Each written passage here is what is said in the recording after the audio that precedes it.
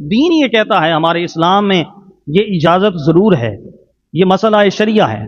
کوئی بھی بندہ جب اس کی جان پر بنی ہو، کوئی بندہ کسی کی کن پٹی پر بندوق آ کر رکھ دے اور اس کو کوئی کفریہ کلمات کہنے کے لیے کہہ دے تو جائز ہے کہ وہ بندہ یہ کفریہ کلمات کہہ دے اپنی جان بچانے کے لیے، مگر اولا درجہ استقامت اور سب سے بڑا امتحان جو ہے جس میں رب سب سے زیادہ درجہ ادا فرماتا ہے وہ یہی ہوتا ہے بندہ جان تو دے دے لیکن رب کے خلاف کوئی ایک لفظ بھی نہ بولے۔ اور ہمارے ساتھ ایسا ہو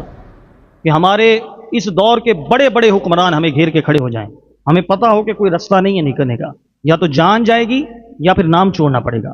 دونوں میں سے ایک چیز کو اپنے لیے منتخب کرنا ہے تو پھر سوچو ہمارے لیے منتخب کرنا کس قدر مشکل ہوگا۔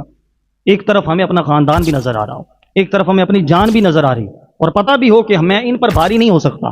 یہ نہیں ہو سکتا کہ ان سے میں ظاہری طور پر جیت جاؤں، پھر بھی اس وقت کو جو ہے وہ اپنے آپ کو سمجھا کر کے کہ جس یار کا نام لیا ہے، جس کے لیے کلمہ پڑا ہے، اس کے لیے امتحان بھی تو دینا پڑتا ہے۔ کسی نے حضرت بلال سے کہا کہ تمہارے اوپر اتنے مظالم ہوتے ہیں، اتنے ظلم ہوتے ہیں، اگر تمہارا رب سچا ہے، تمہارا رسول سچا ہے تو پھر کیوں نہیں آتے تمہیں بچانے کے لیے؟ تمہارے رب کو چاہیے کہ تمہیں بچا لیں۔ فرمایا وہ رب ہے نا،